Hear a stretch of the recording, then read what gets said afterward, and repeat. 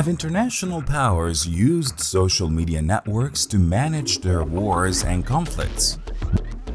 What is the role of these networks in ideological polarization? How can they be used to promote democracy and human rights? Social media networks and ideological polarization. Power relations and sociocultural impact. A conference by Al Jazeera Center for Studies and the Mass Communications Department at Qatar University. On the 1st and 2nd of March, 2023.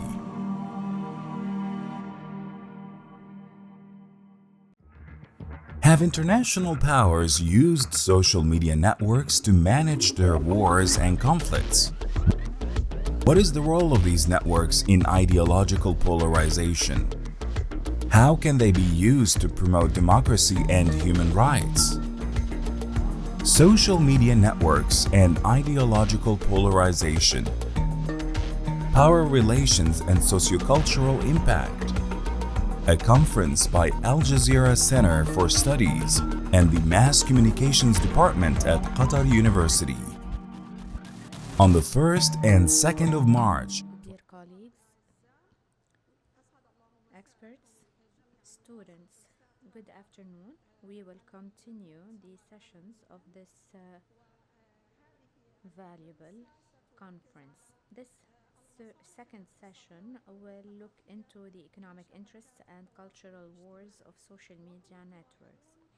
As noticed, the main topics of this session cover economic interests, cultural wars, and social media networks. This triangulation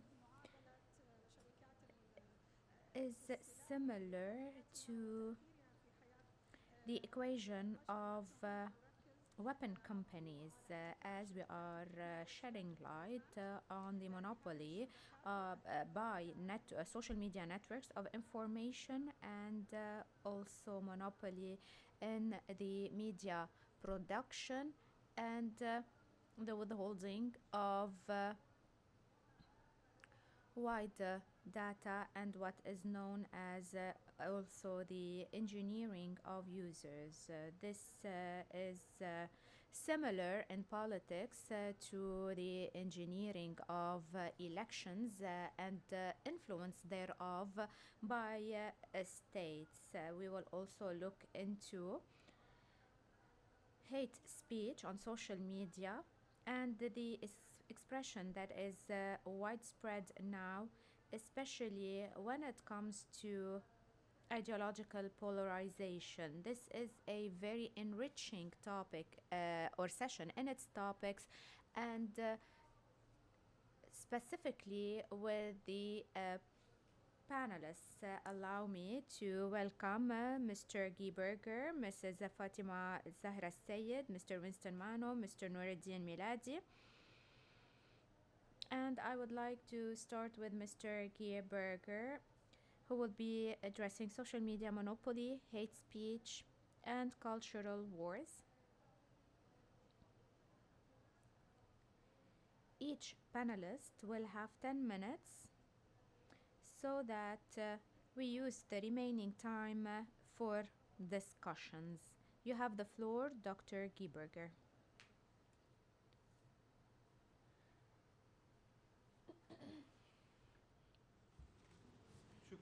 شكرا السلام عليكم.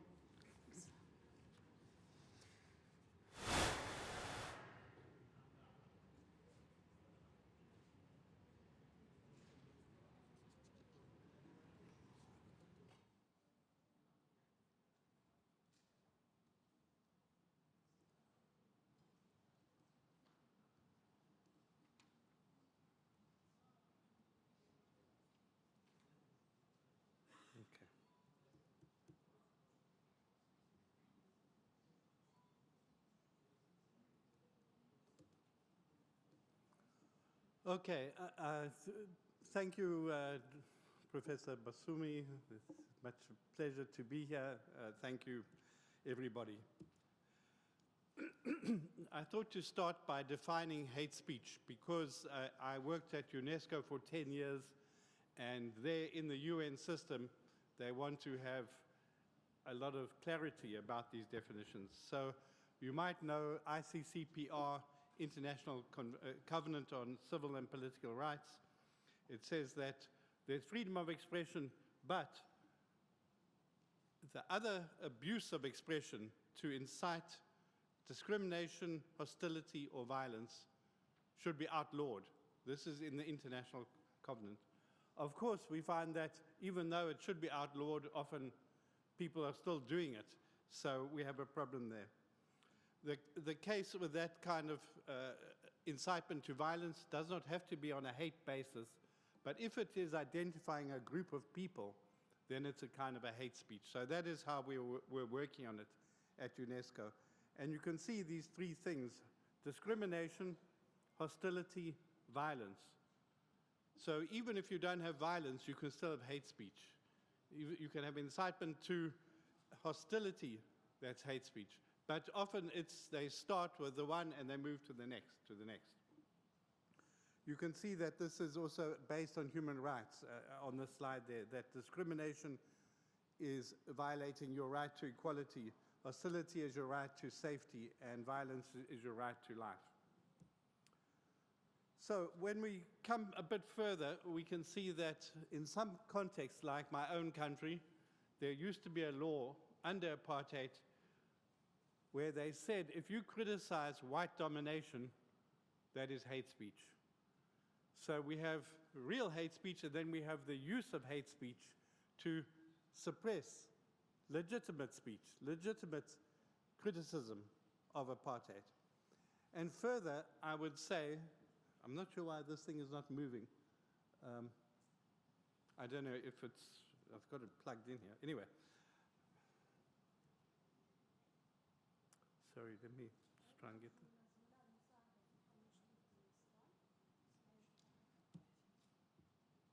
Anyway, well, I'll just carry on talking because this presentation is not working.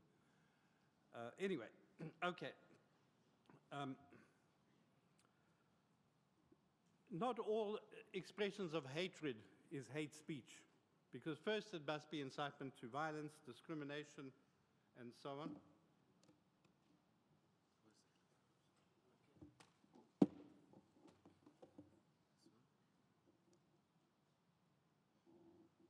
No?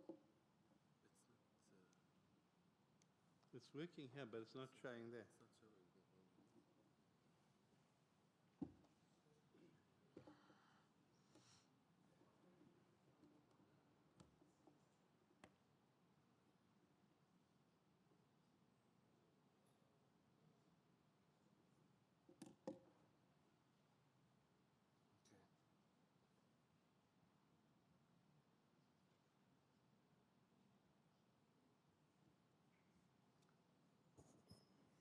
Okay, well, I'll carry on talking while this is loading because of time.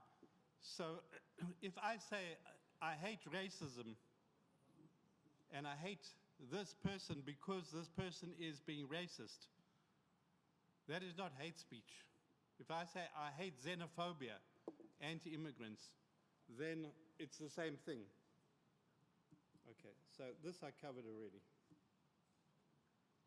All right, so I continue. So understanding the hatred.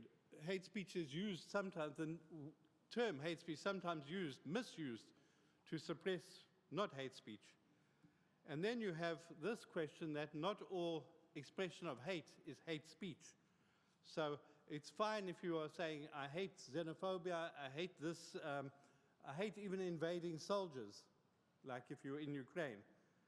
But if you say it's against a whole group of people, then it is hate speech. So if you were to say, I hate all members of this ethnic group because they're racist, that is hate speech, because you're generalizing. If you said, I hate all Russians because of the invasion of Ukraine by the president, on the orders of the president, that is hate speech. And now, this is important because social media, they have policies on hate speech, but they don't understand them. Facebook said after the Russian invasion of Ukraine, we will suspend our policy on hate speech. But is this fine? Is it fine to say all Russians must die? Of course not. But that's what they did by saying, they would lift their policy on hate speech then. They have a different policy, incitement to violence. They could have lifted that policy because you can incite to national defense. That's fine in terms of international law. Anyway, so this is why I like to make these points. And at the same time, we also have to remember that where there are expressions of hatred, it's not just in the communication system, it's also linked to the real situation on the ground where people can be mobilized. Anyway, my point here is that hate speech is not an answer to hate speech. Okay? Now, let's see where culture fits into this. So, we have this notion, culture is upstream from politics. This is what the famous Steve Bannon said when he was supporting Trump's election campaign. So, when you're working upstream in culture, you create this sense of fear and anger and the others, and you try to build that identity against those people. And then you can have downstream actual attacks, and you can have things like laws being passed to discriminate against people. You can have threats of harm. At the extreme, you can even have genocide. And then, before I jump into the platforms, I want to say that hate speech is not the same as disinformation. As you saw with the COVID vax, it's disinformation. It's not always hatred. Sometimes it's hatred towards the vaccinated. But usually, COVID disinformation was not hate-based. But often you find hate is using lies, falsehoods to strengthen its case. So we should just distinguish between these also, because hate speech is illegal in international law, but to tell a lie is not, except in some circumstances. I won't go into that now. So I turn now to the internet companies. So I did a study here, you can see it there, just very recently for UNESCO, and it's online there. And I was looking at many of these questions. Digital vector, it means the channels by which, in this case, hate speech travels. So I found lots of evidence here. There's one case that 7 million, in just 5 months, 7 million cases, mainly on Twitter, against LGBTQ, people with disabilities, French Arab communities. 50% of Holocaust references on Telegram involve soft hate, moving into hard hate. In South Africa, my country, in 2022, there's very much a danger of attacks on immigrants. Many immigrants have been killed. And here you see on social media that here, as you may know, under Elon Musk, hate speech has really been growing on Twitter. More evidence, you know that, of course, in Myanmar, this is a famous case recognized by the UN that Facebook was used to commit the genocide against the Rohingya people. And in 2021, they still found that on Facebook there's still hate against Rohingya people. On TikTok, there's another problem there that I mentioned. And then again on TikTok, white nationalist content is also being expressed there. So this is a glimpse of some of the way you see hate on this. Why is hate on the platforms? First of all, amplification, which has been spoken about. So we know that the business model logic is to get your attention and keep you there because they can get your data and they can sell advertising. That's the reason. But what they found when they designed these platforms is that the more angry the content, the more rage it creates, the more people stick to it. So that's what the algorithms are doing. The more hateful you can be, the more you will get responses and the longer people are staying on the platform. So I say curational design because there's curation and moderation. Moderation is something else to creation. Creation, I'll give you a quick example. If you go into a big supermarket, curation is you walk like this, You see the chocolate here, you see something, a bargain there, you get to the cash. They organize the experience like at the airport with the duty free. You have to go through, that's curation. If there's a person there cleaning the floor, keeping security, that's moderation.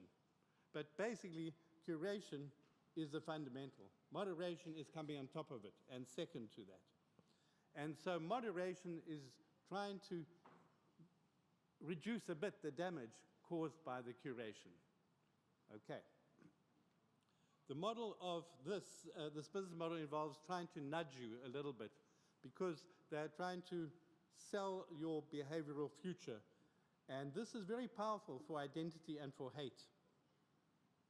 Because if they try to take you as an ordinary person and say, let's go and hate these immigrants and go and beat them or whatever, you will say, you won't normally do it. But bit by bit, you see, this is where the nudging comes in. They begin to get you. And it's not a matter of fact-checking. It's not right or wrong. It's a matter of it's not of true or false. It's a matter of what is created to think about is right and wrong. And so what they try to do is get your heart to become the driving force. So that even if you get other information that contradicts, you stay prejudiced, you stay with hate in your heart. That's the aim of those who use it. A second reason why you get this in the internet is because of money, of course. The first, we know the platforms, the companies, they don't spend. In 2020, Facebook gave 13% of its budget to look for misinformation outside of the US. And then they have the advertising, and advertising is automatic. And so what this means is that it's easy to put an advertisement with hate in it into the platforms because nobody's checking it. It's a computer system that just takes it. And then that computer system can micro-target it. So somebody who's interested in white nationalism can get a thing saying, oh, you're a white person, now you must hate black people, so, for example. And then the system also means that money goes to the platform, it makes money from selling adverts, but often the platform promoting this content is also producing money for the haters, for these hate actors. Let's look at these hate actors, the haters. They're very well organized. Research by Oxford Internet Institute said that 45 countries were organizing this computational propaganda. Some of it is disinformation, some of it is conspiracy, but some is hate. Facebook said it took down 200 covert influence operations. Not all of those influence operations are hate. Sometimes it's just disinformation, but hate is in some of them.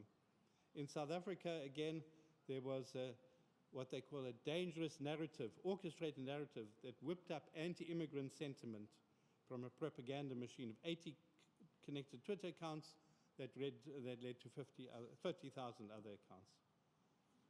And these haters, the internet owners, the platforms, they say, these are the bad actors. But the bad actors can be bad because the platforms have what you can call affordances, the facilities, the tools for them to be active on these. And then the companies don't do enough to stop it. And companies are working individually. Facebook here, TikTok there, Instagram there. But somebody's organizing a hate is working on all these. But because the companies are fragmented, they don't coordinate a response. So the haters also are quite sophisticated. They can exploit things. For example, Facebook said, okay, we don't allow white supremacy, but we do allow white nationalism. I'm sorry, white nationalism is a code word for white supremacy and is a kind of racism. The haters, they know that AI is not good enough to find hate because hate requires context. If you're going to actually really say, is this reportage, a news report, or is it real hate? AI can't do that. So these people can exploit that. And then quite often legitimate content can be blocked, but at the same time the haters, they use visuals. It's more difficult for AI to interpret a visual than text. They are creating synthetic media, that's deep fakes, and they use dog whistles. So instead of saying, let's go and hit the immigrants, they use some code word like the cockroaches need to be stamped out. And then the AI is not finding that. So those are some of the reasons why the platforms have this problem on them. So to touch on two last points, the media and civil society, I think we can say thank goodness for the media, because this is what is monitoring, telling the story of this online. It's calling for the accountability of the haters and of the platforms. They sometimes are digging into where is this hate coming from. It's not just ordinary people, it's being mobilized as a conspiracy. And they expose that the platforms are not doing enough. They also raise the public media and information literacy and generate counter content. So because this is also an event by Al Jazeera, the stream is a very good example of counter hate content. So the media can also help people identify that hate is not the answer, that if you have a problem, it's not the immigrants you must attack. You must actually say the government should do a better job. So the media can do this. That media can tell people a hate campaign is a false ride. It's not going to take you to a solution. And it's violating the rights of your fellow people. Okay, last point about regulation.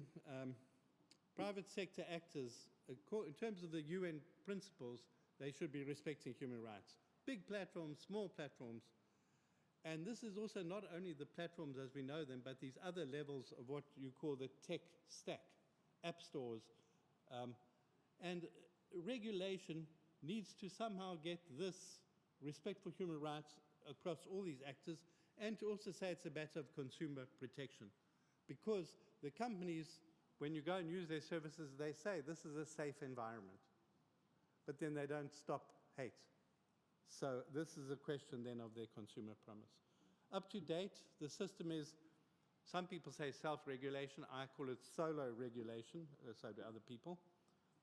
Platforms, they're self-governing, they decide their own story.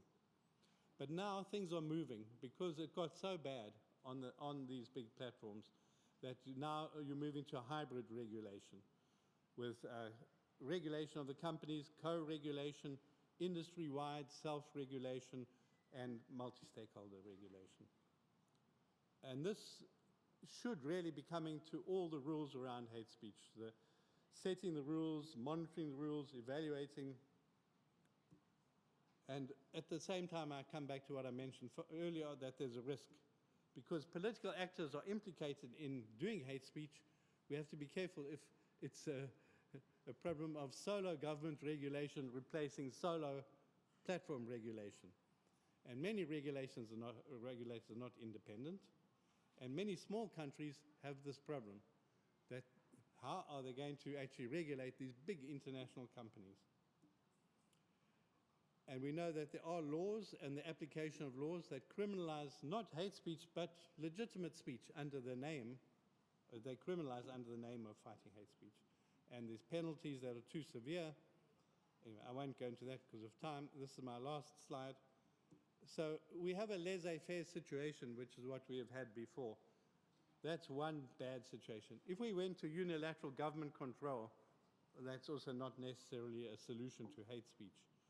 So we need to look at these other options, including multiple stakeholders.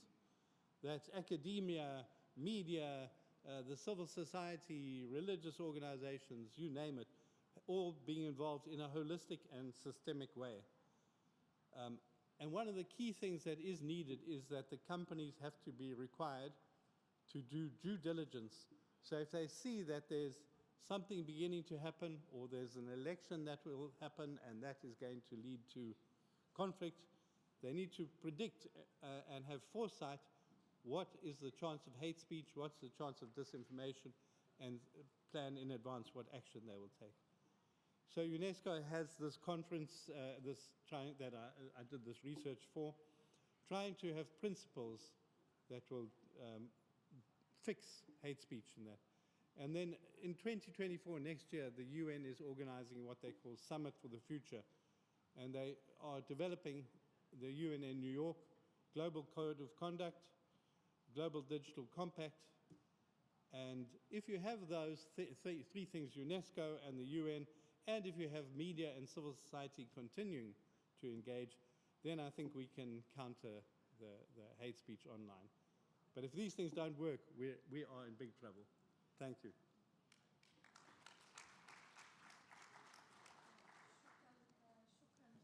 شكرا شكرا. بيرجل وهذا العرض تضمن الكثير من القضايا. Many important issues touched upon in this presentation, including an accurate definition of hate speech, in addition to talking about social media platforms being a very fertile environment for hate speech, such as systemic hate, which is worthy of being further explored. We would like to say that Mr. Guy Berger is an independent media and internet policy consultant. He worked with the UNESCO on press freedom, and also he worked with the UN on the UN Plan of Action on Safety of Journalists. We move now to our second panelist, Mrs. Fatima Zahra Sayed. She is a professor of journalism in Cairo. And she's going to talk about ideological polarization between Hindus and Muslims on TikTok. She also has a very important resume. And I'm not going to go through the biographies in order to make the best use of the time. You have the floor, Dr. Fatima. Thank you so much. First, I would like to express my great happiness for the invite I got to attend this precious conference. I'd like to thank Dr. Hamada, the head of communication at Qatar University, and Dr. Muhammad Mukhtar Al-Khalil for having invited me. And I hope this is not the last time I attend such conferences. Now I'll speak about my research for this conference about the aspects of ideological polarization between Muslims and Hindus on TikTok.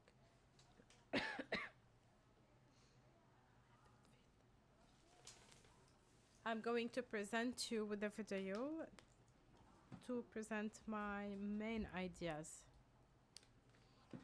But I'm going to speak in Arabic. I hope interpretation is working.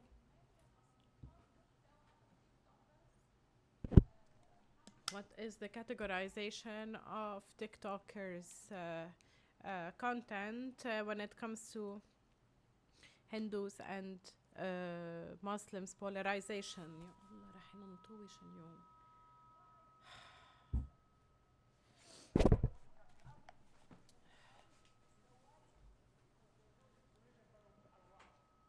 يا الله، سامعة الصوت والوين؟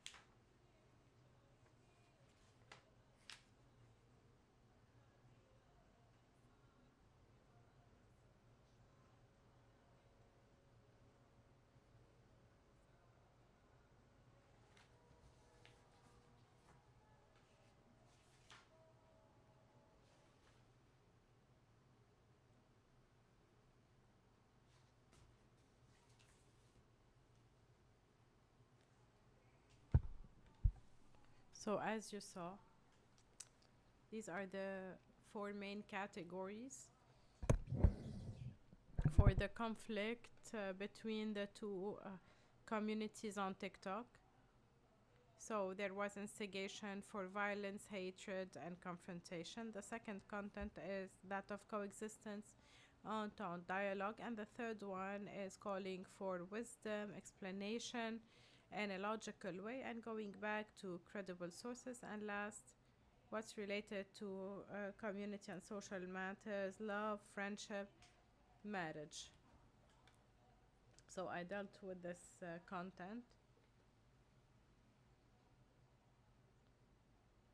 This is what we're going to start seeing right now. I will try to identify the mechanisms that were used by the content producers from both communities to show their narrative,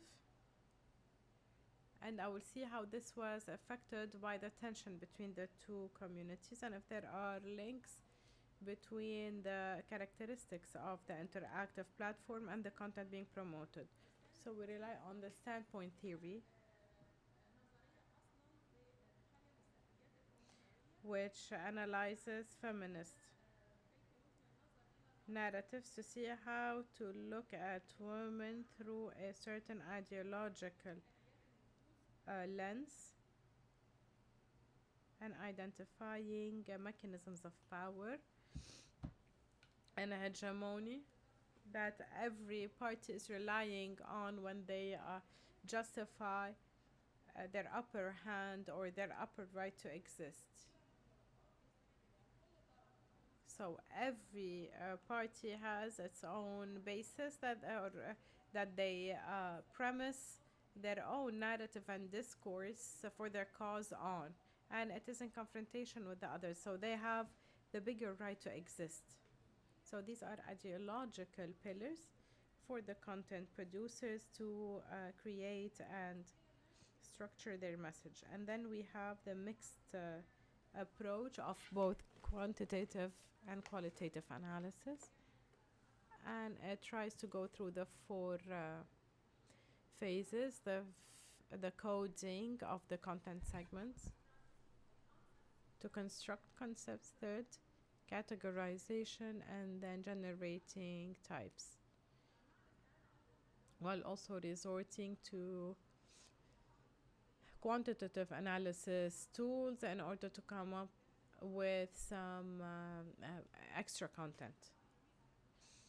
I've analyzed more than 100 participations of both Hindus and Muslims, and I used the Hindu and Muslim hashtag in order to research them between September 2021 and December 2022. And I focused on analyzing another or other categories, not only Muslims and Hindus, but also other categories. The most important findings regarding the main ideas of that content or those reels. I wasn't talking about hate speech, instigation, or fake news that will be dominating. I never thought that, because most TikTok users are young people who are still optimistic, who look forward to a brighter future. The hate speech did exist, but the more dominant speech was that of coexistence and tolerance. For instigation and hate, 5%, coexistence and dialogue, 17%, love, friendship, and marriage, 14%, peace and unity, 4%, explanation is 20%. It was one of the components that got more than 100,000 likes, and that was an exception. So it was very clear that there was an encouragement of that type of content. But as I mentioned, the mechanisms of work of TikTok do not encourage promoting poised content. Historical knowledge, 8, and call for wisdom, 5. Now, the interaction was either through likes, through comments, and participation. What was most liked was explanation and illustration. More than 100,000 likes for this kind of videos or reels. But most users like everything.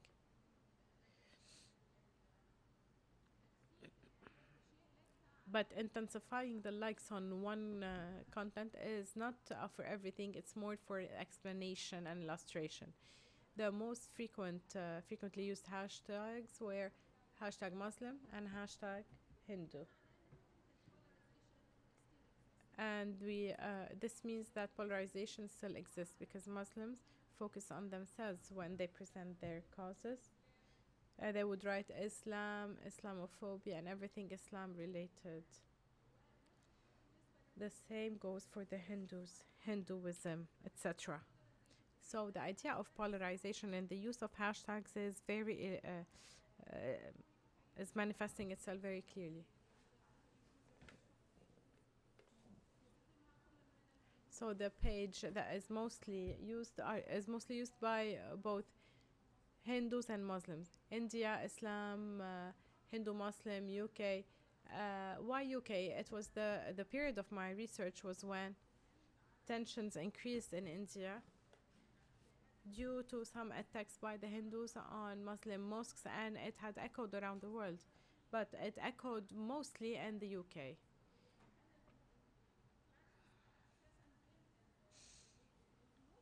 And there were clashes between Indians and Pakistanis, not Hindus and Muslims only, but mostly between Indians and Pakistanis. That's why the hashtag UK was used in most videos. Also, when it comes to TikTok users, they use the hashtag viral, TikTok, and Daisy, which represents Southeast Asia. So they use it when it comes to coexistence, as well as other hashtags. So the emojis that were used, they were used along with love, friendship, everything emotional, marriage, heart, double hearts, everything related to men and women. This truly represents a very thorny issue, the banned love between Hindus and Muslims, a female or a male Muslim and a female or male Hindu. But what's most used is social content, so most images are related to love and respect.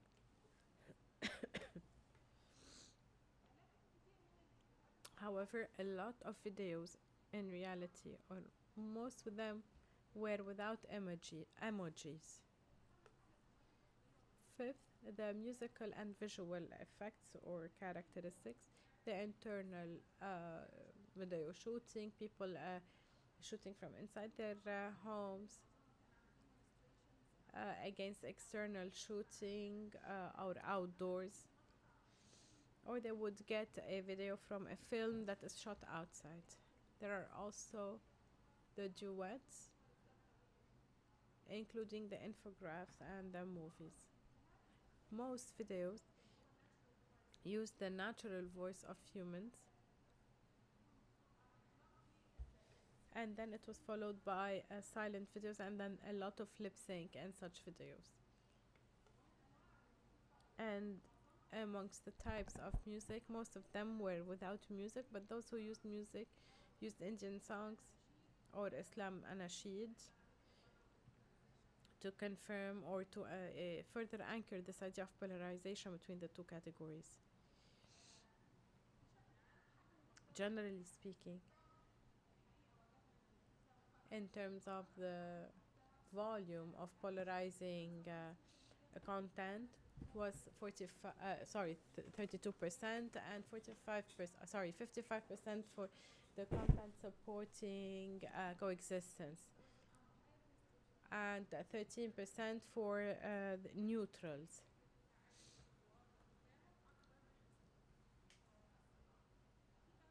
Last but not least, 3 findings. The TikTok mechanism works automatically on giving a priority to the aesthetic effects rather than the content. So social media works on um, visual interaction and visual attraction rather than a sensible or logical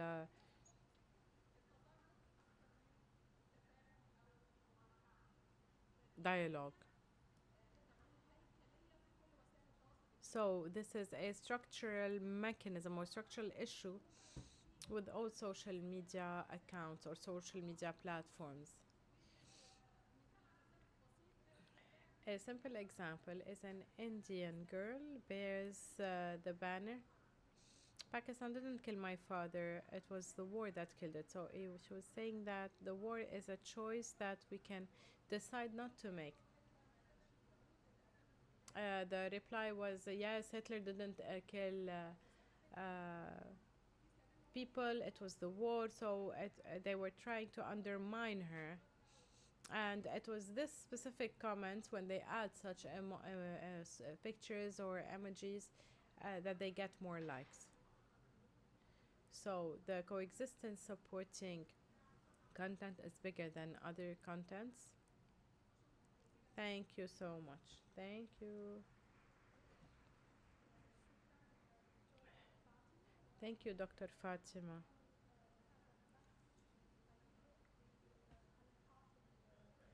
This research paper is full of beautiful points, mainly presenting a good idea about TikTok, and maybe we will go towards TikTok after the end of the session. Especially that encourages a lot of explanation, etc. And this is such a noteworthy finding.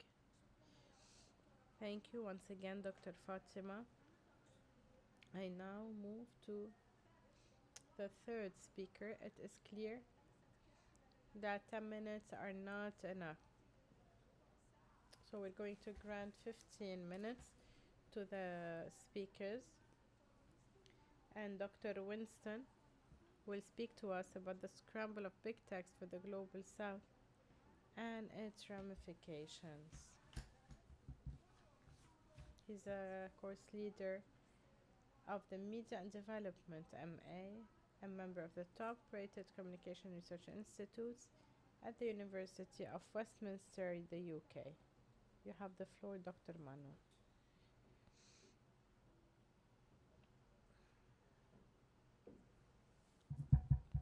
شكرا جزيلا. أود أن أشكر Director General of Al Jazeera, Director of Al Jazeera Center of Studies, Head of Mass Communication, Professor Amada at Qatar University, and also my good friend, the Dean, Professor Miladi. I can go on, but thank you for the invitation. I want to focus my talk on the big techs, who are the sort of infrastructure behind most of what is wrong, what we are talking about. Is it good? So this came, if you want to read more about it, it's a chapter in a book called Media Ownership in Africa. But I have also other ideas that I want to expand to make it more a global South focus. Yeah?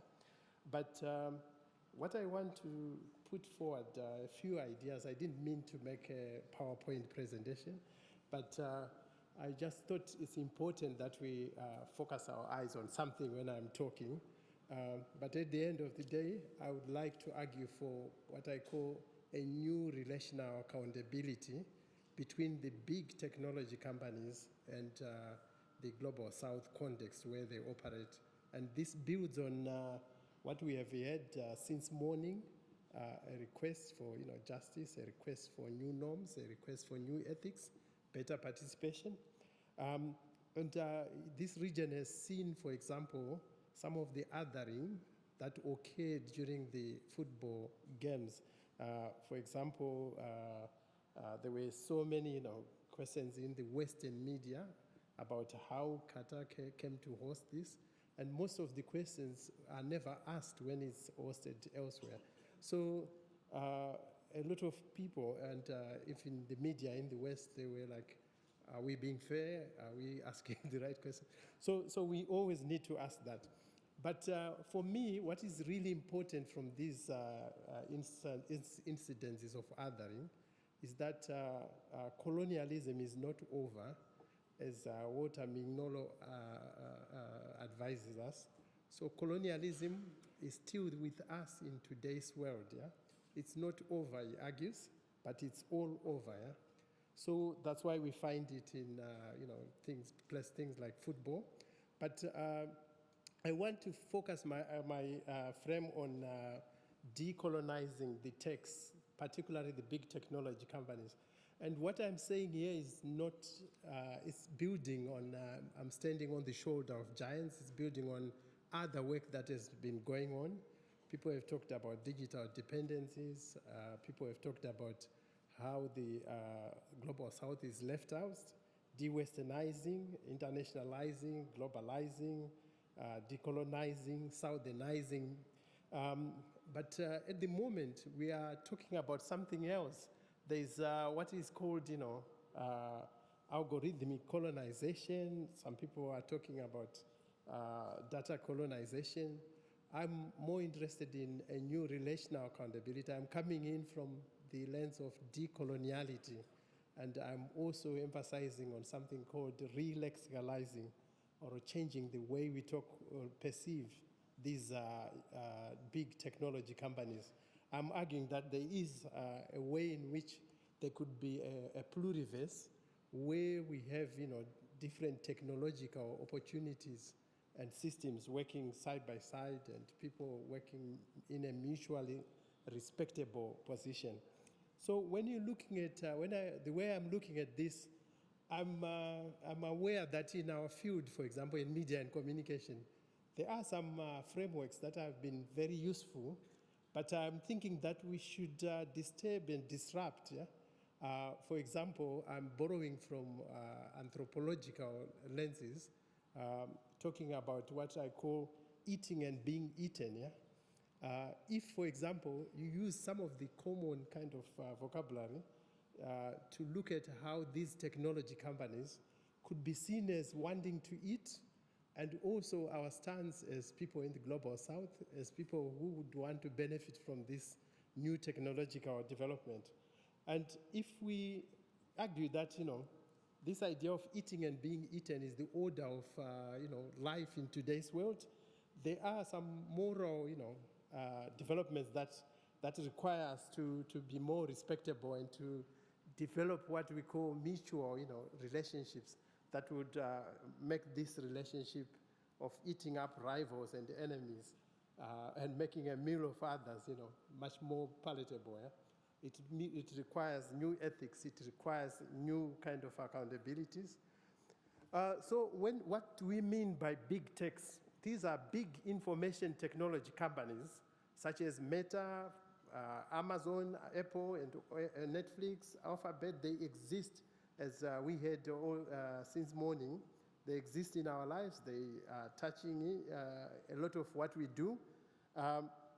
But the real problem is that in the Global South, which I use very loosely, I know there are also countries in the Global South like China, which people can feel are not really victims, but they are also sending their own techs out. But what we can look at the Global South is as a site of struggle, as a site which is formally colonized, as a responsive digital ecosystem that is vulnerable to these big technology information companies. These technology companies, the debates are not new. For example, we have had a lot of quarrels with the Global North in the Global South. Yeah? I think you remember the report called Many Voices, One World by Sean McBride. This report, for example, emphasized how these privately owned organizations can wield a lot of power, sometimes more than governments. Yeah? And these technology companies are clearly what McBride was referring to in 1980. Yeah? They have become so powerful. And the concentration is problematic. It can defeat public interest. it means sometimes what we care about, diversification and avoiding hate speech and other things, can become problematic. It also reinforces this idea that imperialism has not ended. Yeah? When you look at the area of technologies, imperialism continues. What has just changed is the form, it's evolving.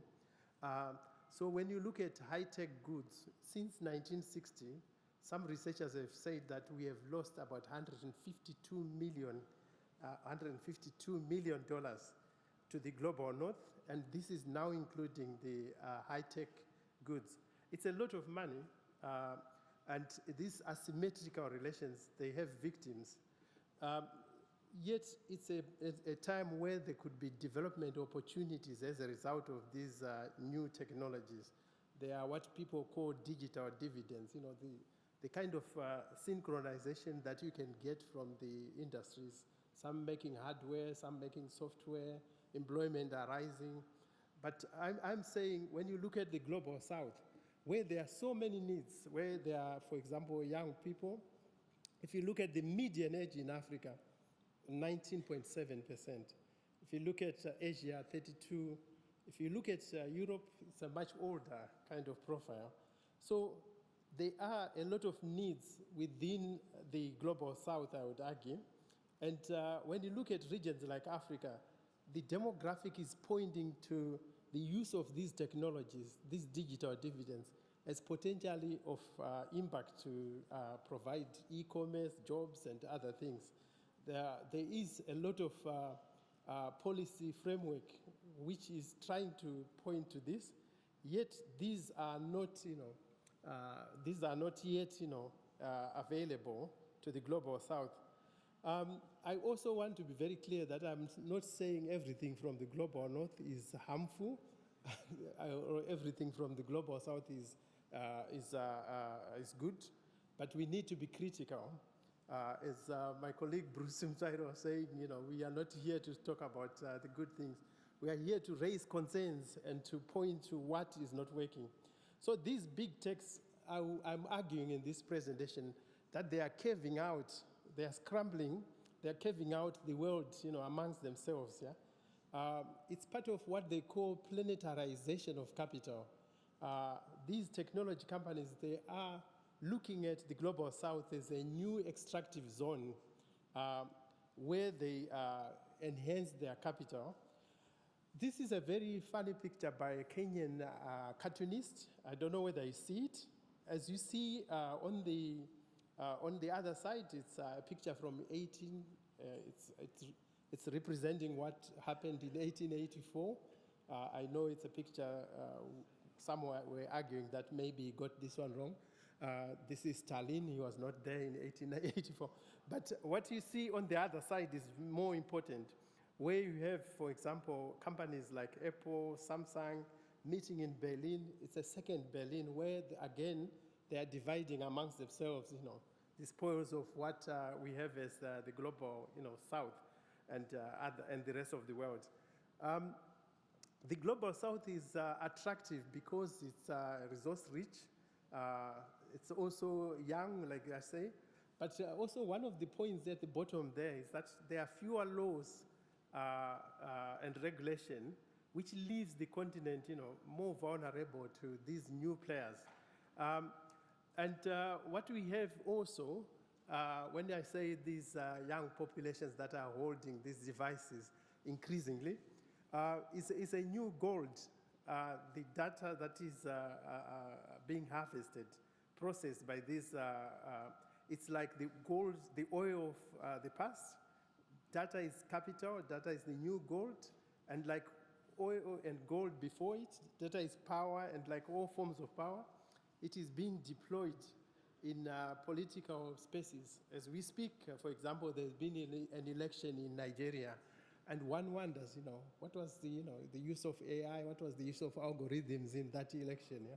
Because we have had previous reports of, what happened in Kenya, in Nigeria itself, where Cambridge Analytica, for example, was implicated. So when we are talking about these big techs and their insertion in the global south, We are talking of a new stage of capitalism, according to Cowdery and Mejias. It's a new form of colonization, which is predatory, exploitative, dependence-inducing, extractive in relations, but it's also much more worrying, appropriating human life through data in ways that are, very problematic. It's colonizing, our lived experience, yeah? And at the moment, because of lack of regulation in the Global South, we are seeing a very worrying kind of trend. Why do I say there's a scramble? Some of you may have said, that word is unkind.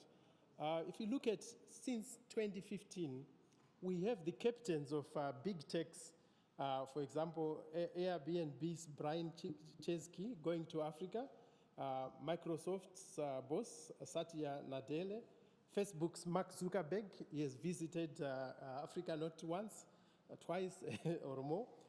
Google's boss, Sundar Pichai, has been, Alphabet, Twitter, you can go on, And there's been a beeline, one can argue, to go into Africa. And when you look at Jack Dorsey, what he said is that, for example, when you look at these new kind of environments, like in Africa, in Asia, in MENA, these are, very important for their future, yeah? He said, for example, Africa would define the future, yeah? What did he mean by that, yeah? At the same time, we have rivalry between, countries in the Global South to attract the most, big techs to themselves. For example, in Africa, when Google set up its AI lab, it set it up in Ghana. And the South Africans were very sulky. Yeah? They said, we needed this. Even if they had come, we were not going to charge them any taxes. Yeah? To have it will benefit the rest of the continent. But the truth of the matter is, when I examined the discussions around these investments, most of them are sales offices. Yeah? Most of them are not producing anything. There is need for a new relational accountability where the big techs, they are meaningfully present in collaborations that would be mutually beneficial. So this data colonialism is as problematic to the global north as it is to the global south. Cowdery talks about external and internal kind of colonialism. Within the global north, like they also are problematic. They are being asked to pay hefty fines. They are also They are also being called digital gangsters, and they are also facing a lot of regulation. There is worry that these big techs are actually causing a lot of, they are abusing their dominance. They are adopting and offboarding startups, and they are disrupting the digital dividends and strategies in the global south to develop anything meaningful. I'll give you an example. This company called Andela, it recruited 400 junior developers across Kenya, Uganda, and Nigeria. Then in a short time, they offloaded them in 2014, yeah? And most of them did not find any jobs after that. Yeah? Then you also have the idea that they are dominating advertising, and they are also buying up any competition. In North Africa, Karim, for example, which was a competition to Uber, was bought, 3.1 billion, to consolidate Uber's dominance. So what we have, therefore, are systems that are emerging, which are very much taking over, dominating, and disrupting any innovation and insertion that those in the global south would want. So what we have, therefore, is capture. It's also, I will mention this, is the idea that the techno-philanthropy that is emerging is also problematic. You all know Facebook Free Basics. It was banned in India because it violates net neutrality. It means a person's introduction to the internet will be via Facebook, yeah? It's a very limited introduction. It limits your horizon, limits your choices, yeah? So what has happened is that this program has developed unnoticed in Africa. So there are a lot of examples of this. We also have examples of big tech's monopolistic tendencies available in different ways. In film, for example, crowding out local film and TV. So what I'm saying is, this is my last slide, I'm moving to my last, is that from our vantage point as people in the Global South, we need to ask questions, We need to share experiences. We need to revisit policy frameworks. There is a problem of exceptionalism. We need to think about, what works for us. This is my last slide. In my own work, I will talk about Afroecology in another presentation. I'm thinking of how we should think about new ethics, accountability, and relationships in ways that are informed by our own ideas within where we live in the Global South. Thank you very much. إذا هذا التدافع في حقيقته هو حالة استعمارية يتم خلالها إنتاج المنطق الاستعماري يقدم مصالح عدد قليل من الشركات على مصالح دول العالم في الجنوب. أنتقل إلى have their interests before the interests of the global south countries. Now to Dr. Noureddin Miladi, who is also a reference on the matter. He has more than 40 research papers on media and communication, and he is going to present a research on the war on the Palestinian narrative, containing or obstructing Palestinian content on social media platforms. You have the floor, Dr. Noureddin Miladi. Thank you. In the name of God, peace be upon you. I thank Al Jazeera Center for Studies. I thank our colleagues and the media section for this exceptional work.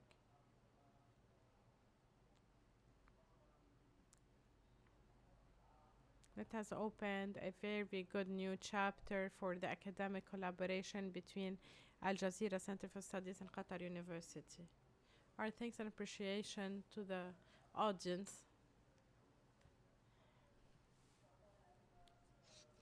for the students, for the speakers, experts, and researchers. And I hope that all this is of academic benefit to all. I'm going to speak briefly about the paper brief on what I call the war on the Palestinian narrative, the Palestinian discourse. How the Palestinian content is being obstructed, undermined, contained on the social media platforms. It's a joint work between myself and one of my female colleagues who unfortunately for health reasons couldn't be here, Anwar Al-Urfi. So it is a hopefully continuous effort that will be published and that I am overseeing, a global media coverage of the Palestinian-Israeli conflict. That's a title. And accordingly, I took a special study about Sheikh Jarrah events in May 2021. So hopefully it could be an added value to the academic library on how the media works, be it visual, audio, or social media platforms,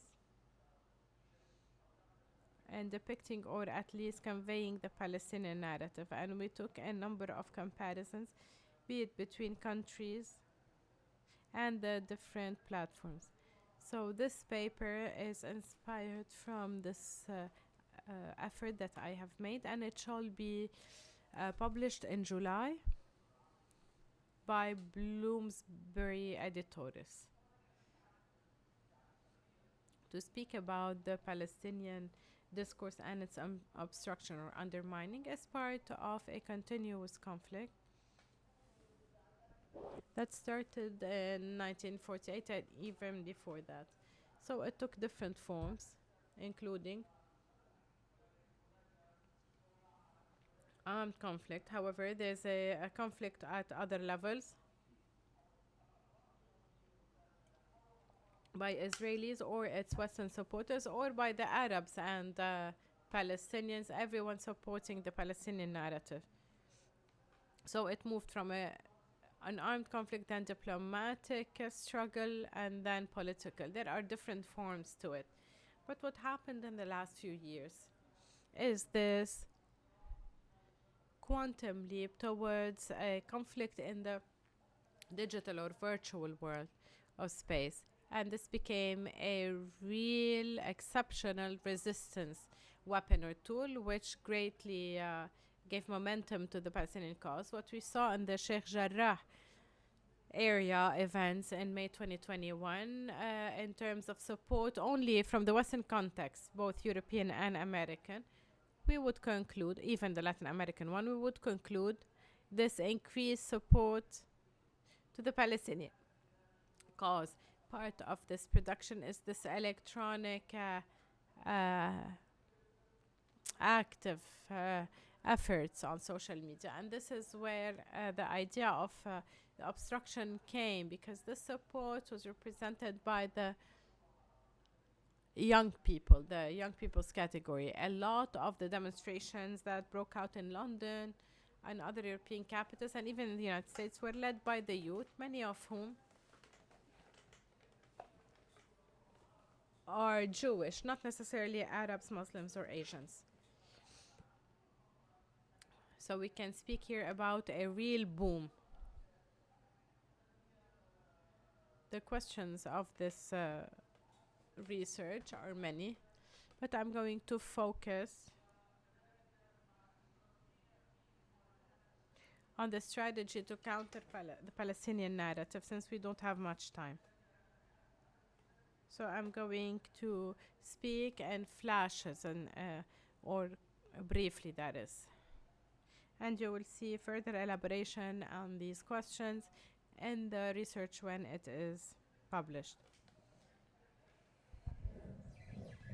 Undoubtedly, focusing on this phenomenon comes from Manuel Castell's talk and the talk of other colleagues this morning, which is the increased presence in the virtual or digital sphere of users around the world, and increasingly so, especially in the social media platforms. So many statistics were mentioned. There are statistics that take us back to the Arab world or to other worlds. But part of the work that we have conducted with the colleagues funded by the Qatar Fund for Scientific Research, we have concluded some very important findings we are living through in our world in Qatar, but they were further documented by the field study we've conducted, and which showcases the following. So there is a large number of the youth below 35 years of age are not watching TV. The main content for the news they rely on is social media platforms through sound bites, short tweets, without going too deep. So that's the truth. The main source of information, of any sort of information that is almost social media platforms. So these results, these findings are important for decision makers, family members or parents, and most importantly, educators and teachers in both different institutes and universities. So here we speak about the importance of electronic presence in order to resist or to counter any sort of corruption or to support any cause. So the Sheikh Jarrah events in 2021 in May witnessed for the first time a war. I will use the term war against Palestinian content. As we mentioned, this doesn't come out of the blue. It was almost as impactful as the missiles sent out by the Qassam brigade from Gaza and others to the Israelis or against the Israelis. What happened on the digital sphere was a real war, but this time through the use of very important questions. And the researchers like us should delve deeper into these phenomena and take a lot of studies. In terms of the methodology we've adopted, we are trying to gather the qualitative and the quantitative And we have to go back to framing.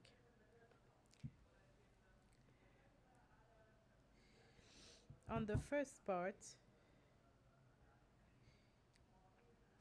we were trying to analyze the content of a large number of platforms. First, restricting, and second, removing.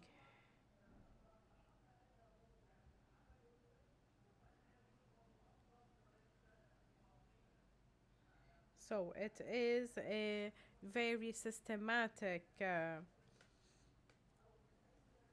approach. It is not done arbitrarily inside and outside Palestine.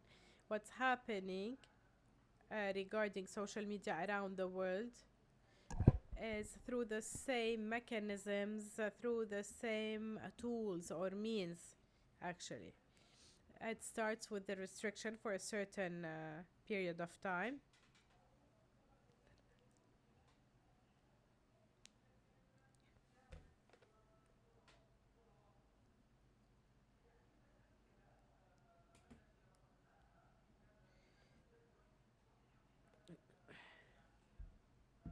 So the examples we've seen in the table identify quickly this content, but if we look at the research published in English and in Arabic, we would find a large content that identifies the obstruction of Palestinian content. Let's look at what we have on the screen. It briefly presents what was closed down since 2021 in line with what's happening with Sheikh Jarrah events.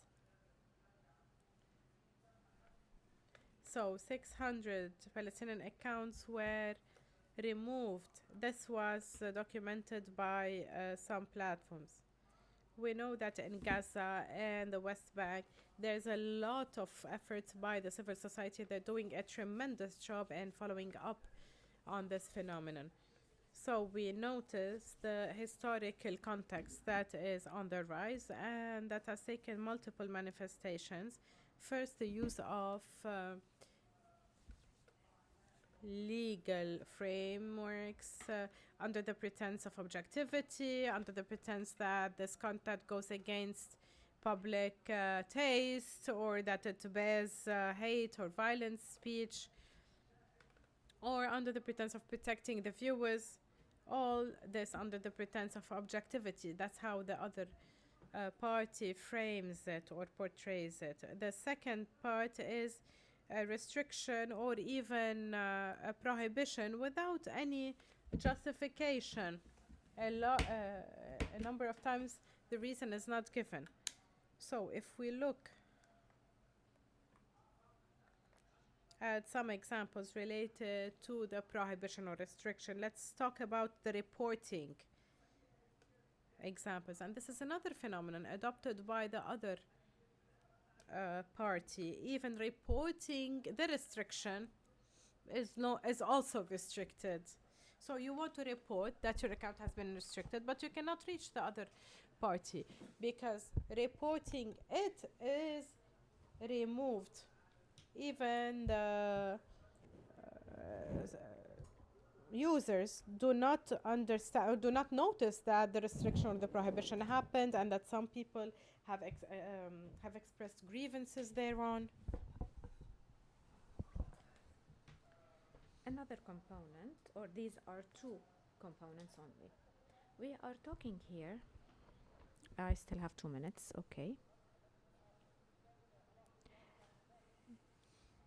And I am the last speaker, and therefore I should get enough time, right, Mrs. Moderator?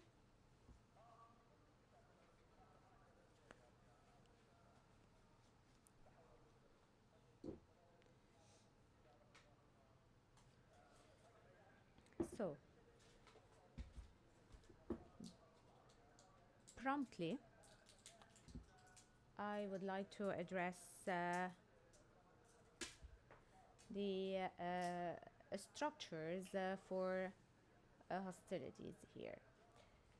First, the structure that is forming this control, which is a natural output to control wealth, to control the public opinion, and second, actions and specifically the control online. So this control or censorship online is a continuation of what Palestinians are living within their borders, be that in Jerusalem, in Gaza, and other countries. So this is reflecting, so what's happening in the virtual world is reflecting what is happening in is reflecting what's happening on the virtual world. However, this time this is not happening symbolically, but actually. So this confrontation is open now. The disintegration that took place and the attack against the Palestinian content took place because the Palestinians were able, through their content, to change this Israeli narrative. Activists in Palestine and in the Arab world are debunking the Israeli narrative of what's happening. This is why the May 2021 war was a totally different one in which the Palestinian narrative dominated and prevailed. So the Palestinian content imposed itself in this narrative and story. As a conclusion, we can say that the concept of conflict in the Palestinian context has drastically changed, especially with the boom of social media platforms. The example that I mentioned about Sheikh Jarrah street and what happened there has affected the content within and without Palestine and even inside the Israeli context. Thank you, Mr. Nuruddin. For the sake of Palestine, I would have loved to grant you more time. However, we have a tight schedule. I would like to thank you for this important paper. There are two main issues of interest, which is digital aggression and how to combat it.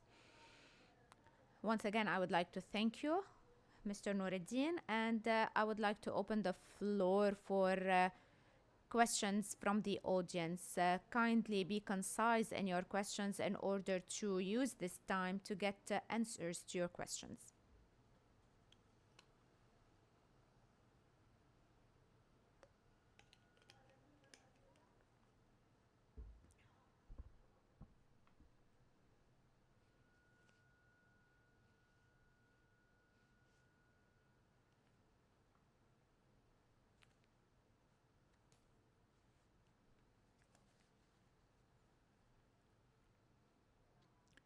Good afternoon. I would like to thank the panelists for their valuable and enriching input.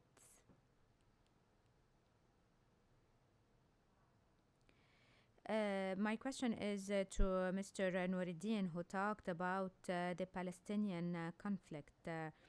You said that people in the age or at the age of 35 and below are no longer reading and aware of any robust content that gives a clear idea about what's happening. So this generation and the previous or the next generation will be even less interested in the content. And we know that we are not known to be people who love reading. So would we think that this conventional world would be extinct, given that most people now take to TikTok and to other similar platforms? Hello. My question is to Mr. Gee. You talked about hate speech. Is Can there be a methodology agreed upon by an entity that is responsible for a specific question and media outlets that would forge a frame to have a hate speech that is competing with the first party? So, can we have people who have a certain cause, for instance, and someone or another party that is trying to create a hate speech by that entity towards the first one?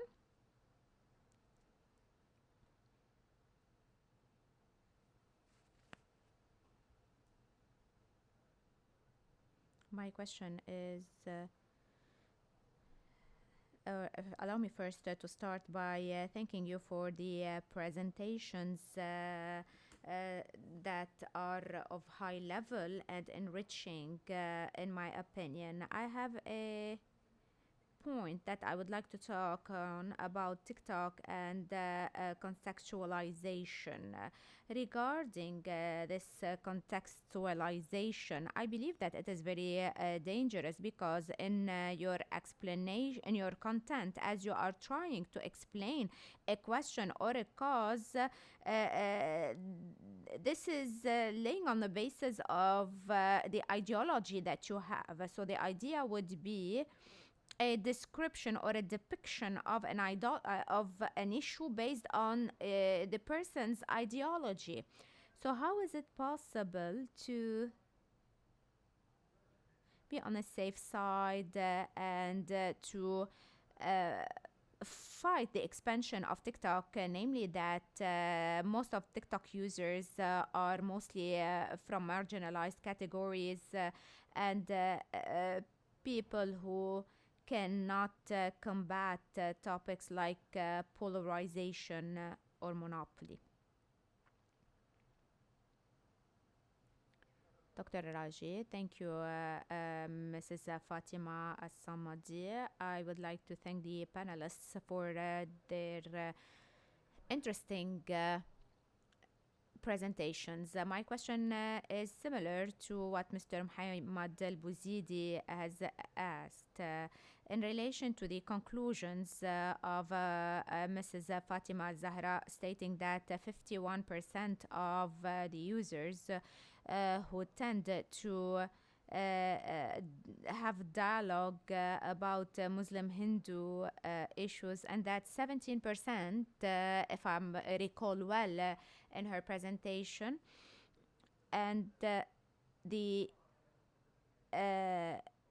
levels of polarizations were medium to low. So the question is, there might not be this high significance here because if we give the analogy of a kitchen knife, we know that the kitchen knife could be used as a tool to cut things out. So what can you say regarding the conclusions that you reached in your presentation?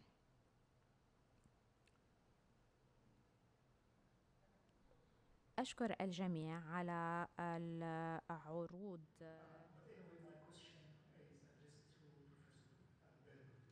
I like very much like your understanding and interpretation of the laws of hate speech. Instead of serving as protecting freedom of expression, it has been serving as threatening freedom of expression. And the question is, how can we free the regulation or laws governing internet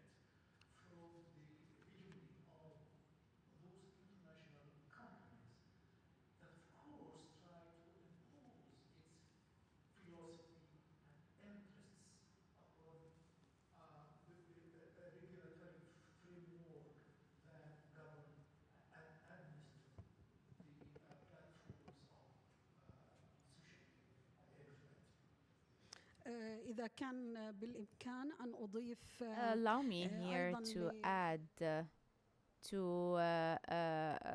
Mr. Basuni's questions another one of my own, maybe one related to what he said. Mr. Gieberger talked about a systematic hate speech. Are the current efforts to combat hate speech worldwide also a systematic approach? I will take another final question before giving the floor to the panelists. شكرا على الفرصة. اسمي هناء وأنا طالبة دولية قادمة من الهند، لذلك أجد أن عرض الدكتورة فاطمة ملفت للغاية. أود أن أشكرها على النظر في مسألة الاستقطاب الإيديولوجي بين المسلمين والهندوس على منصة تيك توك. سؤالي الأول من kind of far off, and it's very rare to see people researching such topics. But another point that I wanted to point out is that TikTok was banned in India since summer 2020. So, which is why I came last year. I'm new to color, so we didn't really have TikTok for a very, very long time.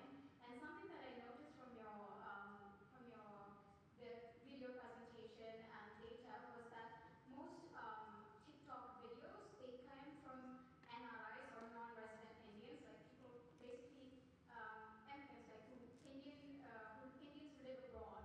So they're not actually content that is coming or made or created and circulated in India itself. However, in the findings, you also pointed out that there is more volume of content which highlights coexistence, which in fact, right now in India we use, not we, as in hate mongers use Twitter and WhatsApp forwards as, and also Instagram reels, Instagram posts as their main platforms for spreading, hate speech and increasing, contents which is polarizing. So through TikTok, what I see is basically those who are outside India, and it was kind of funny to see because now the content is really strong that is going through, that is circulating within India. It's really strong through Twitter. If you just open Twitter, it's almost puke-worthy. The kind of hate that the other side perpetrates against the minority. And so the result about coexistence and also interfaith marriages, I would say, is not exactly true because, as we know, a lot of hate messages caused riots in India in 2020 and even continue to do so. And also, especially the government itself uses social media networks to intensify this polarization within India. And also the point about interfaith marriages, I think it's especially only, such videos are only made from those outside of India. I'm sorry to interrupt you. I'm sorry, it's a bit too long. But just last point, in the sense that... Excuse me, I'm sorry. I should interrupt you because I should back to our speakers. So if you have any points, we can discuss this later with Dr. Fatima Az-Zahra. May I? Okay. So basically only within India, interfaith marriages, especially by religious, they kind of target the minorities, and it's actually a big problem. They're not allowed. So that's why that's my main point I would like to elaborate. Thank you so much. أعود للسادة المتحدثين، لكن أريد أن أطرح سؤال على الدكتور مانو يتعلق بإشارته in relation to lack of government policies in the face of big techs. Are there any suggestions in this respect to adopt any such policies? Another question to Mr. Nuruddin. You talked about digital resistance. Are we talking here about a systemic digital resistance? And maybe the questions raised about TikTok lead us to talk about users of these platforms and the terms of use in such platforms that could affect how users use these platforms. So we start with Mr. Berger to answer the questions.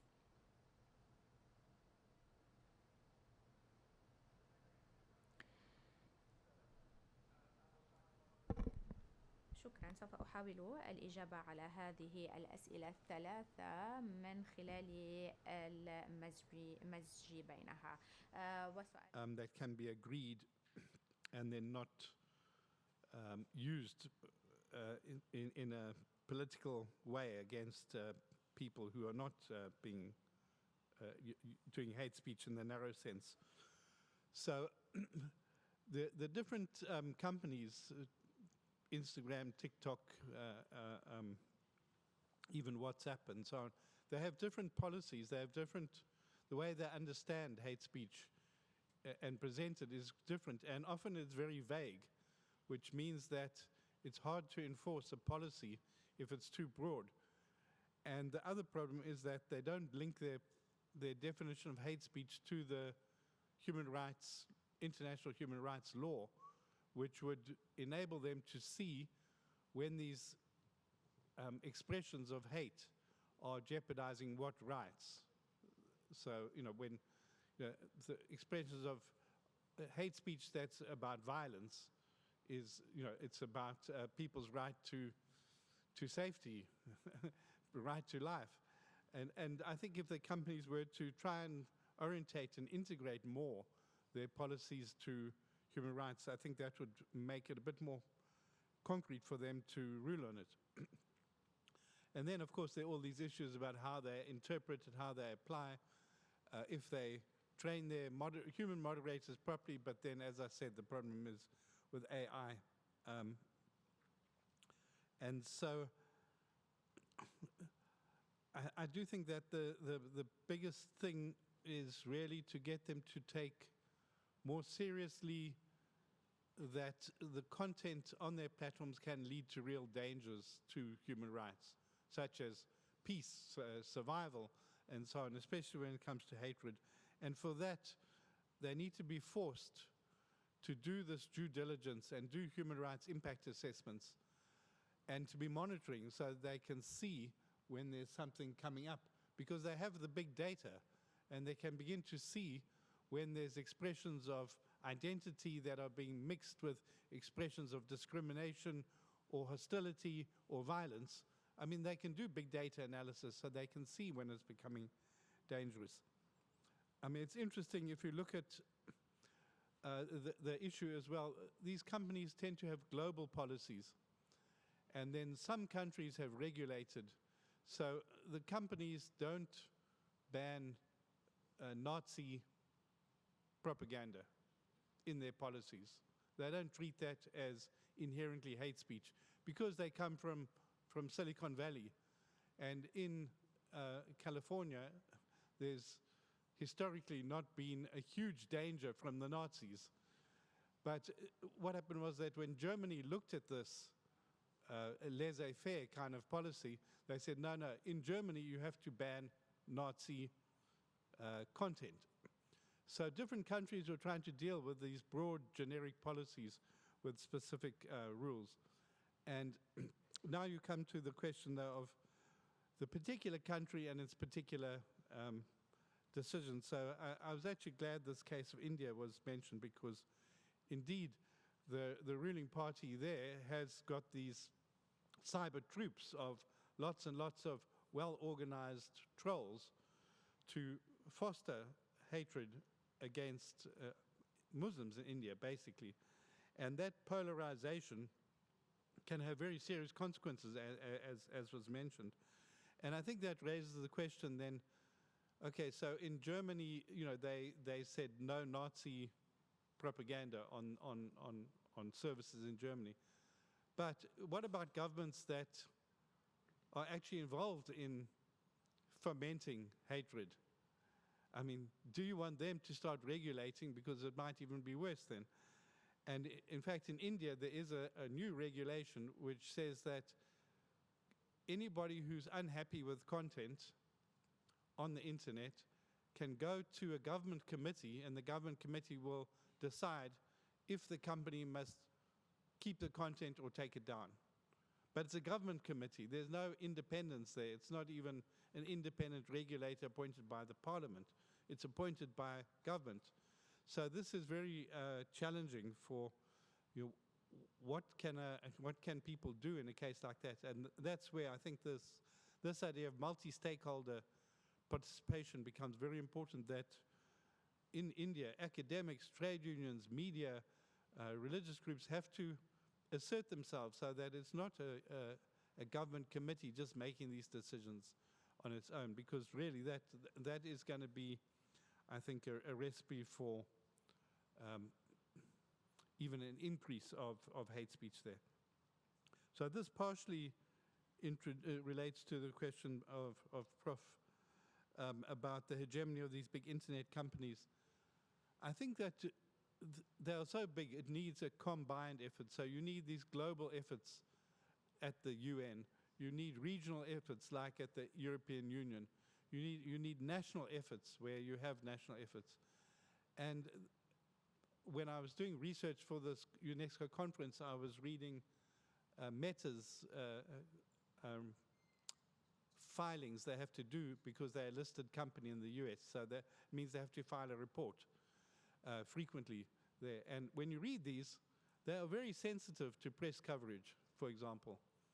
I mean, not that it forces them to do completely the right thing, but they do pay attention. And I think bringing together those pressures, regulation in some countries, regulation in some regions, multi-stakeholder action, UN action, in the end, I think that these companies will need to start improving. And at the same time, there are two other questions that are at stake. The one is the size of these companies, because they are so powerful. You know, as you can see now with Meta, it's one person who makes the decision, final decision. At Twitter, one person. I mean, so the power for them to be very abusive is enormous, and they report to nobody. So people are saying we need to really find ways to reduce this power, that they have to break their companies into smaller pieces. Whether that will happen, I don't know, because they spend a lot of money on lobbying and and sponsorships and so on in their own interest. They don't spend a lot on content moderation, and they don't reform their curation algorithms, which is the cause of the problems.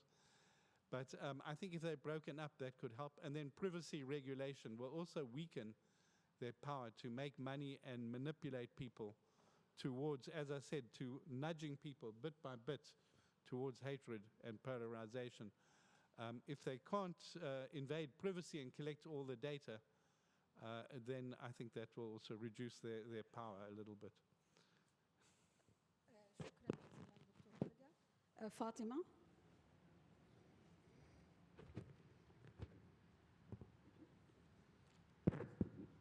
بسم الله الرحمن الرحيم. السؤال الأول من الدكتور محمد البوزيدي. Mr. Muhammad Al-Buzaidi about contextual framing and how to deal with the TikTok content, given that the youth are the more likely to react negatively to TikTok. This is if I understood your question correctly, sir. So you're talking about the contextualization itself. Regarding the word danger or risks, this is something I do not appreciate using for social media platforms. We should not define them as dangerous or non-dangerous. We need to be able to have mechanisms to deal with them. What we have, or the problematic is, we have lack of media literacy and lack of national security conditions. So these are the two problems that lead people to be more negatively influenced by such content. And these two conditions have to be met. For instance, say today there is a recommendation by the White House to ban TikTok in the US, and we have seen that it is bad. It was banned also in India.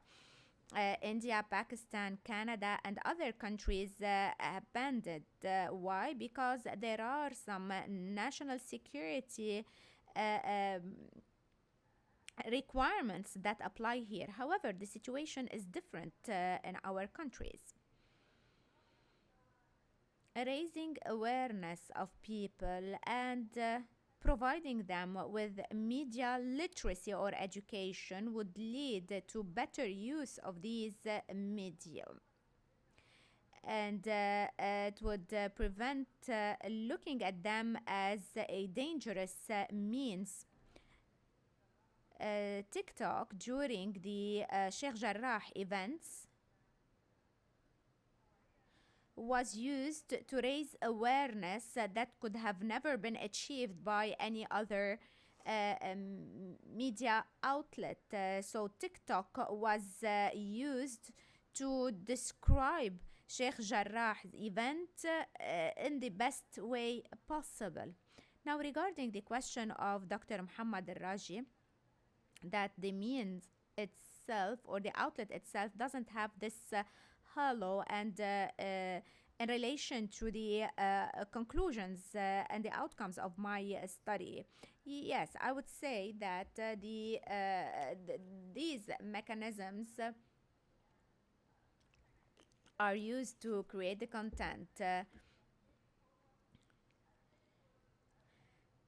This is a contextual platform. This is not just a video that is posted on Instagram or TikTok. Twitter is the same. However, for TikTok, it's only about videos. So this is the difference between TikTok, Twitter, and Instagram, and so forth. When watching the videos, usually the brain freezes. And sometimes what happens is that we close our eyes when watching a movie in order for us to go back into our mind and understand what we are listening to. So when we provide a content that provides lots of visuals, we need to also take in or bear in mind the content itself. You cannot express any cause that you have or a certain belief or faith that you have through mechanisms that this platform could provide.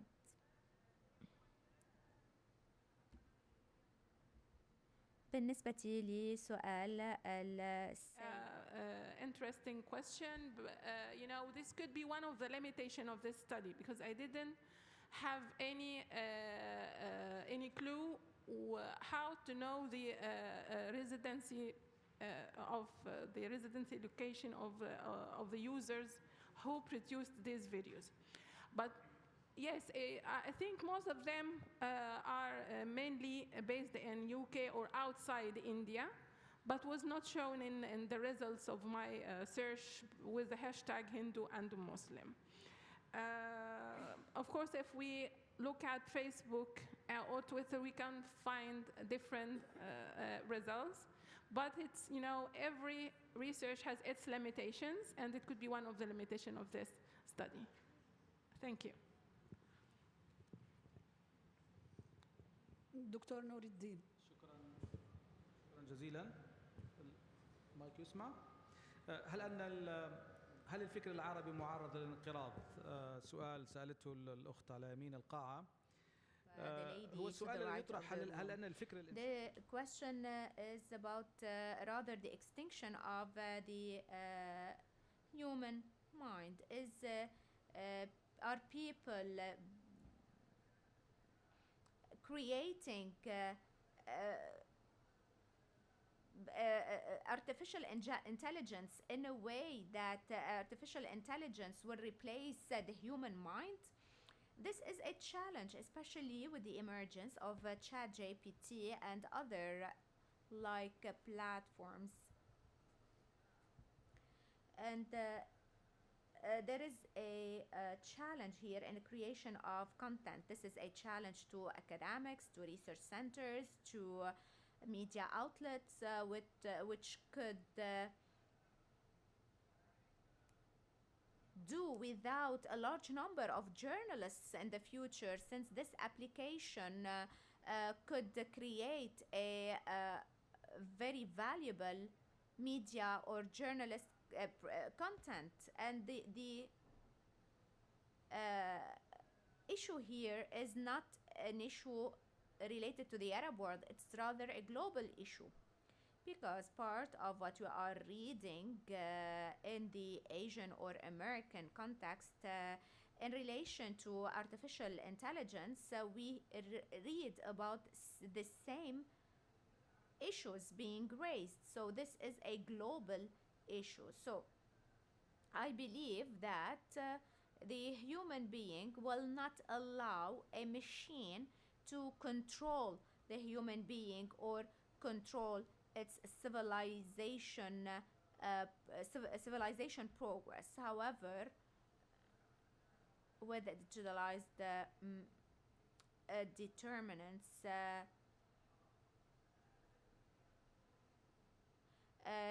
machines are not the agents. Machines evolve and develop because the human being created them and developed them based on their needs, and it's not the other way around.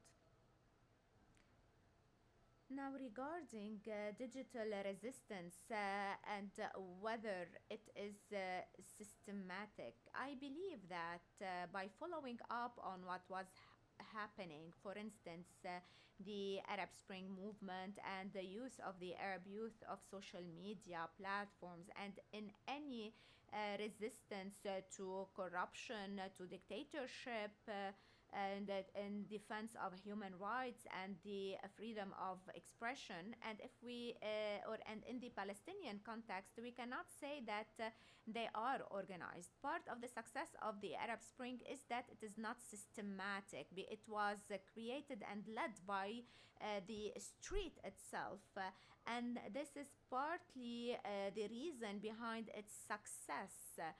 And this was successful because what happened in Palestine was not created by any political party or by any affiliations. The same applies to the issue of Kurds, for instance, which have created a phenomenon. And for Palestine, this or what's happening when it comes to digital content, they call it the daughter of Jerusalem. It is, we have seen that the advocates who were trying to defend the Palestinian narrative, the lady and her brother, Noor and her brother, I watched her content in English and Arabic, and they speak about the Palestinian narrative in a beautiful manner. And the success, again, as I said, lies in the fact that this was not a systematic effort. Now, regarding TikTok, the use of Twitter, Instagram, and so forth, they were used by an individual initiative. Their influence was greater because of that. And the West has a stereotyped opinion about Palestinians.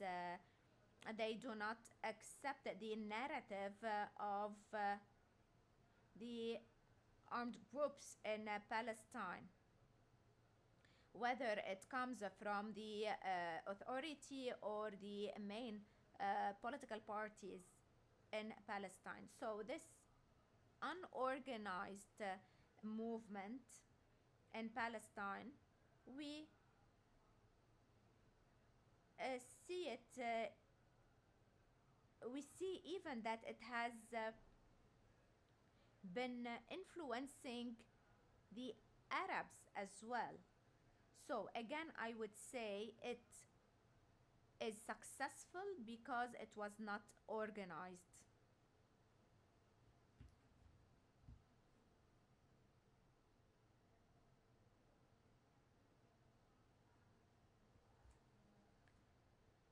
I have a question on the imperialism of data and information rather, and that in the South we do not produce information but we consume them. How can we combat electronic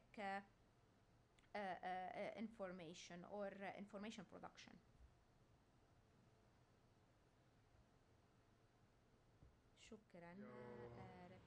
Your information about the lack of laws in these countries and what can be done about it in order to make the situation favorable for the Global South. I want to be clear that it's not just the absence of laws in some of the countries, but it's also the interpretation and enforcement of laws. And like what we call the sanctions, yeah? If something goes wrong, do some of the countries in the Global South have the ability or teeth to fine or to take measures against infringement? At the moment, you find that that ability, that muscle exists in some of the countries, but not in all. For example, in South Africa, they had developed a government chart which enabled poor citizens to communicate about social relief, distress grants, and this application was using WhatsApp. It was working all good until 2020. WhatsApp realized that, oh, we are doing large volume communication on behalf of the South African government. Then they decided to offboard it. And then the Competition Commission in South Africa said, no, according to your regulations and our regulations, you are not supposed to do that. So they wanted to penalize Facebook and WhatsApp 10% of their gross income because they had violated the the existing regulations. But this example, and also the banning of Facebook free basics in India for violating net neutrality, are examples of how, when there is regulation in the Global South, there is ability to take measures. But however, this facility which was banned in India, it has gone on to develop without any hindrance. Even some countries that were not initially approached by Facebook have willingly accepted Facebook free basics, yeah, as an idea of getting their citizens connected. But it raises a number of problems because of the e-commerce, or because of the idea of limited internet horizon for citizens. So in a way, I want to say that in order to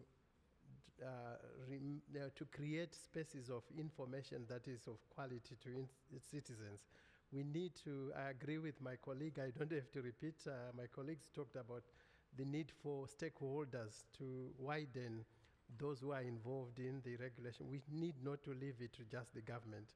We need to have, different stakeholders, advocacy groups. We need to have people, engineers, people who are competent. Also, I added that we need to include lessons and examples of what has worked, what has not worked from each other's countries, yeah, so that we can strengthen the regulation and experience about these big techs. But because what is motivating them is not necessarily the public utility idea of the internet, what is motivating them are profits, and they're accountable to their shareholders. And when they approach us, they are extractive. They are thinking about where the next profit is coming, and their outlook is not necessarily. If it coincides with national interest, that's good. But in most cases, it's at odds with national interest. Thank you. شكرا جزيلا على تحملكم هذه. We would like to thank you for your patience during this long session. Allow me to close this session by thanking Mr. Burgers, Mrs. Fatima, Mr. Winston Mano, Mr. Nuruddin. And allow me to remind you that tomorrow's sessions will start at 9. And we hope you would bear with us longer to launch Al Jazeera for Communication and Media Studies Journal. The first volume is already published. It adds to the publications of the Al Jazeera Center for Studies and other platforms. I call upon Mr. Al Khalil, the head of Al Jazeera Center for Studies, to launch the journal.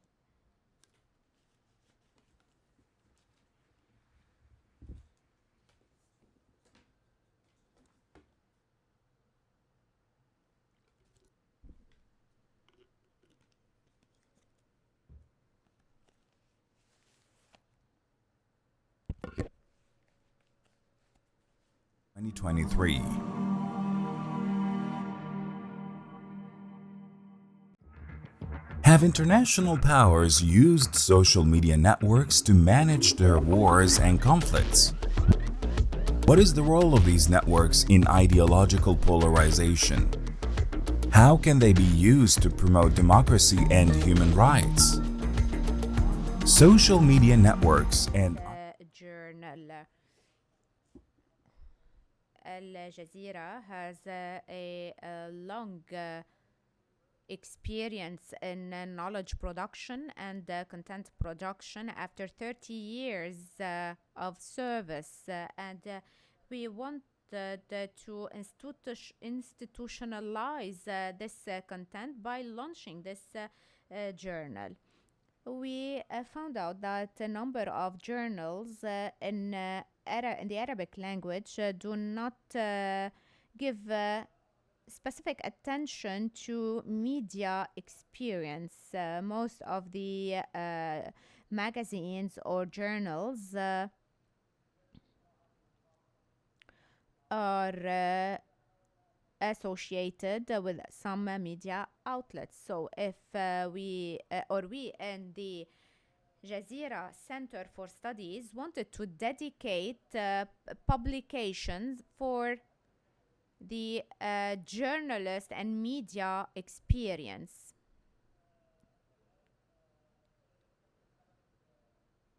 We noticed that there aren't many studies and material regarding the media experience. And we hope that the journal will be able to address this issue. Another problematic is that a large number of audience that are interested in Al Jazeera publications are not exactly accustomed to Al Jazeera producing this type of articles or publications. So this was another problematic or a challenge for us.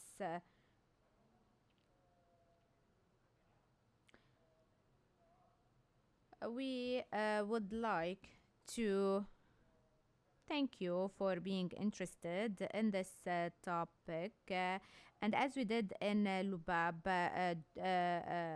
magazine or journal, we would like to say that ahead of our initial experience with Al-Lubab, we were skeptical at first, but now we are very pleased after 5 years of publications. We would like to call upon you to continue writing and to contribute to Al-Lubab and to do so for our current journal, the Communication and Media Studies Journal. I would like to thank you for your patience. I would like to thank Mr. Al-Raji, the editor, Mr. Nuruddin, who is the sub or deputy editor-in-chief. Thank you. Without further ado.